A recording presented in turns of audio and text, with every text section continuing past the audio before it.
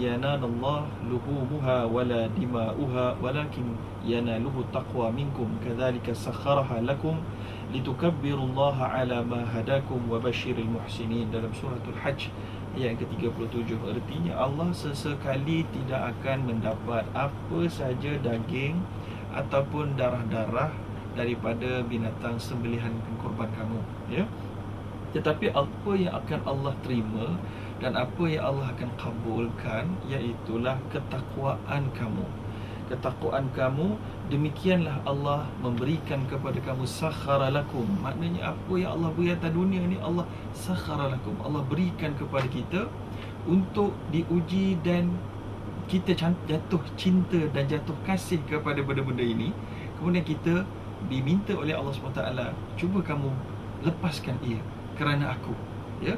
Jadi apabila kita dapat melakukan itu, litukabbirullah, kerana ingin mengagungkan, mengesakan, memperbesarkan kekuasaan Allah dan nak menunjukkan dalam hati kita tempat Allah itu lebih besar daripada yang lain, lebih besar daripada yang lain yang ada di atas nikmat dunia ini. Semuanya sebenarnya secondary berbanding Allah SWT.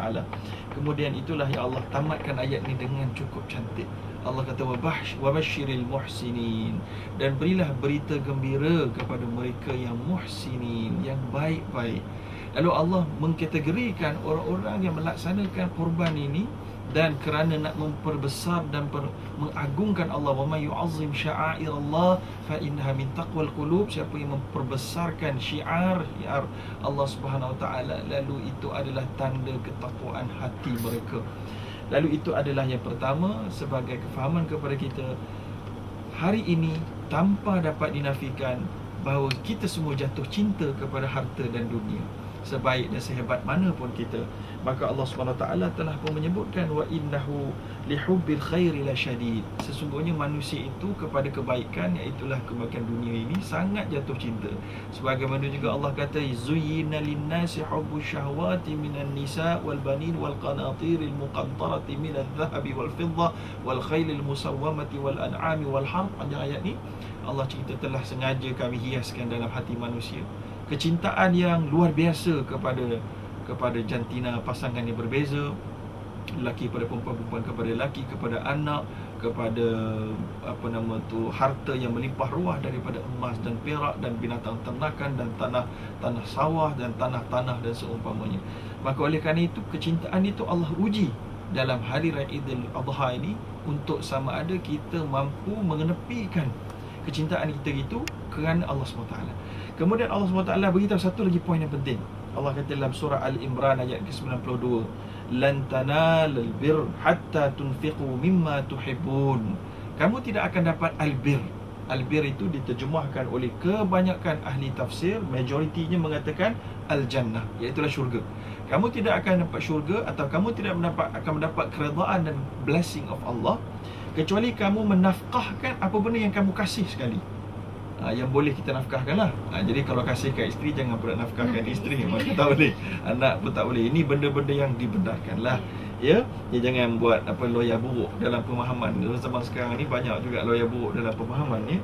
Jadi kita nak beritahu contohnya Umar Abdul Aziz. Satu hari Khalifah Umar bin Abdul Aziz, seorang khalifah yang memerintah negara Islam pada tahun 99 ke 101 Hijrah, yang digelar sebagai Khalifah Ar-Rashidin yang kelima, menunjukkan bukan sebab turutan tempohnya, tidak, tapi kerana keadilannya hampir menyamai 4 orang sahabat yang hebat itu.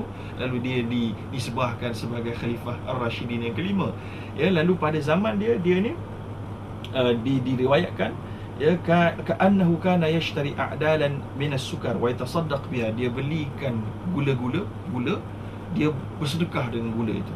Maka ada di kalangan orang-orang bersama-sama dia bertanya, ya, hal la tasaddaqta bi qimatiha, mengapa kamu tidak bersedekahkan mengikut harga dia? Dan duitnya berapa, buat apa kamu sedekahkan berkilo-kilogram gula itu, ya? Lalu dia berkata, li anna sukar ahabbu ilayya fa aradtu an anfiqaha, ya, kerana aku lebih suka kepada gula. Aku suka gula, jadi Allah kata apa yang kamu suka, yang lebih suka kamu nafkahkan. Maka aku berbeza dengan gula, dengan harta, dengan duit, aku suka gula lagi. sebab dia mungkin dalam makanan dan seumpamanya, mungkin dia suka benda-benda manisan. Lalu kerana itu dia mencari satu benda yang dia paling suka untuk dinafkahkan. Lalu itulah namanya korban yang dikendaki oleh Islam. Korban yang dari sudut apabila dia menghentak hati kita. Bila kita beri itu, kita rasa kesusahan itu, mujahadah itu. Sebab itulah kalau ada orang jutawan, kalau pada waktu Idul Adha ini dia korban seekor lembu, harga berapa ribu? 3,000, 4,000. Dia tak rasa apa-apa. Jangan satu ekor, bagi sampai berapa ekor yang sampai dia rasa macam gigil-gigil sikit tangan dia nak sanjak dia. Kalau kita orang yang fakir, ataupun kita orang fakir, kita orang yang sederhana, middle class ke bawah, jadi kita ni kalau satu bahagian pun dah bergigil, menggeletar dah. Bukan satu bahagian sebab 350 tu pun ni boleh makan sebulan ni, kita fikir kan, ada setengah-setengah orang. Maka itulah dia tahap minimum untuk kita berkorban sebenarnya. Itulah dia ciri harta korban dalam harta. Jadi korban ini pula jangan pula kita kecilkan pula lepas tu kepada korban harta. Kerana dalam peristiwa korban yang paling besar juga adalah penyembelihan yang Allah arahkan kepada Nabi Allah Ibrahim, kepada Nabi Allah Ismail. Walaupun ada khilaf di kalangan ulama sama ada anak itu adalah Nabi Ishaq ataupun Nabi Ismail, maka tak apa, itu tak begitu penting.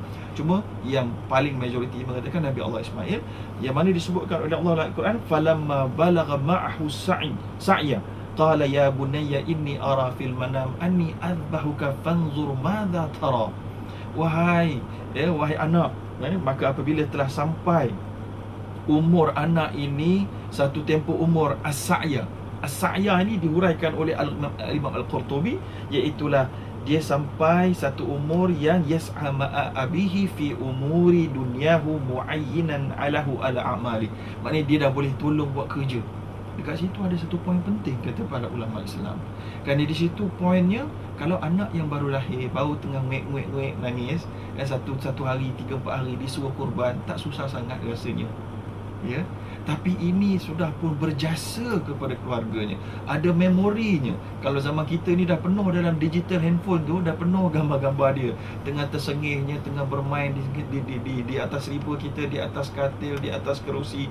Maka untuk mengorbankan anak yang sudah ada memori dengan kita begitu, lagi susah. Baik pula tu, bukan yang pergi merempit kerja, ni tak apa, korban pun tak apa. Ada sebagian ayah kata kan, tak korban pun tak apalah, anak aku tak nak kaki kepala.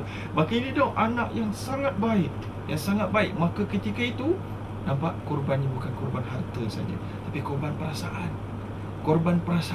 Lalu hari ini ramai umat Islam hari ini, kita apabila kita nak membawa Islam ke dalam masyarakat, kita sudah pasti akan merasa tercabar kerana akan ada orang yang lawan kita, ada orang yang tidak akan suka.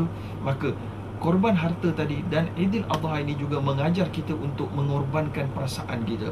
Mungkin kita nak tidur pada hari Minggu, kita korbankan perasaan dan mengantuk kita kerana nak pergi kuliah, nak pergi menyampaikan dakwah. Kan mungkin kita seorang yang ada waktu kosong, patutnya kita pergi melancong dengan anak isteri, tetapi kita tak pergi melancong, kita tak ada masa nak melancong. Kita hanya melancong apabila ada program-program dakwahnya, ada program-program Islam, menuntut ilmu. Maka ini satu pengorbanan perasaan yang perlu jangan sesekali kita lupakan. Jadi Idul Adha bukan hanya terhad kepada pengorbanan harta, tapi pengorbanan perasaan, pengorbanan emosi kita. Pengorbanan emosi kita untuk Islam. Kita rasa marah kerana Allah SWT marah. Jadi ini yang kita perlukan. Saya kira inilah dia sumbangan-sumbangan pengorbanan yang perlu kita buat, yang perlu kita faham, yang mana dengannya Allah SWT menjanjikan keselamatan dan ketenangan. Sebagaimana Nabi SAW ada terangkan, sana'i'ul ma'ruf taqiyu masari'us su' wal afati wal halakat. Dalam hadis riwayat At-Tabrani dan Imam Al-Haythami mengatakan sanadnya hasan.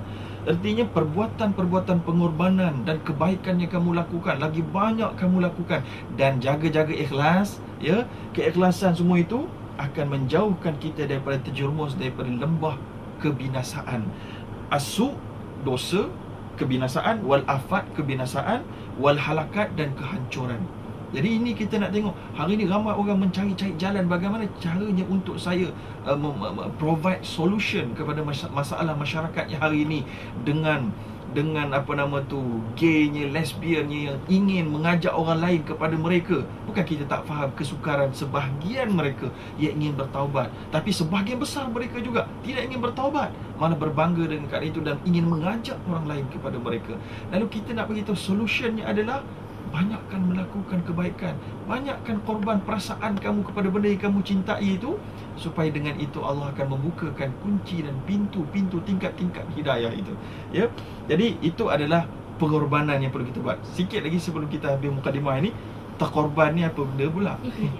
Yang terkorban ni apa pula? Yang terkorban ini adalah yang pertama dari sudut harta kita, yang mana disebutkan oleh Nabi SAW dalam hadis riwayat Muslim yang sahih, bahawa ma min yaumin yusbihul ibadu fihi illa malakan.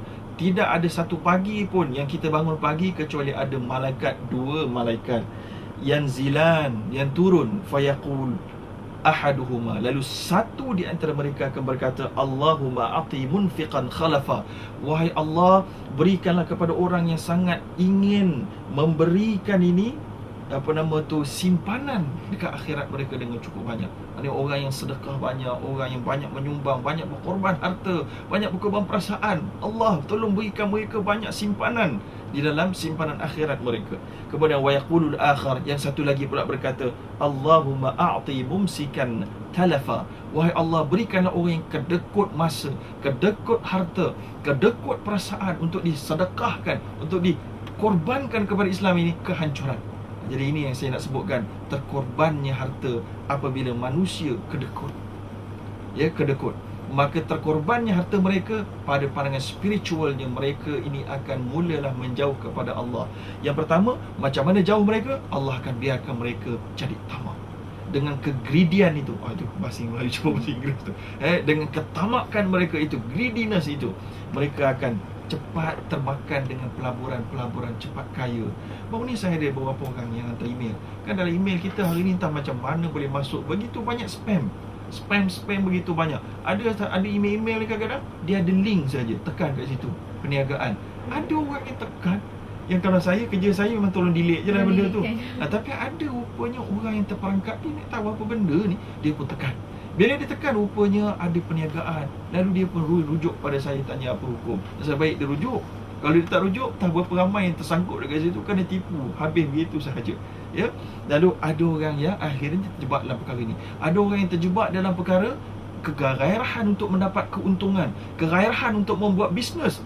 Dia buat pinjaman kepada alung, tanpa dia sedar sebenarnya dia adalah sedang menuju jalan terkorban kerana ketamakan dan ketidaktelitiannya dalam berfikir. Kita nak berniaga kena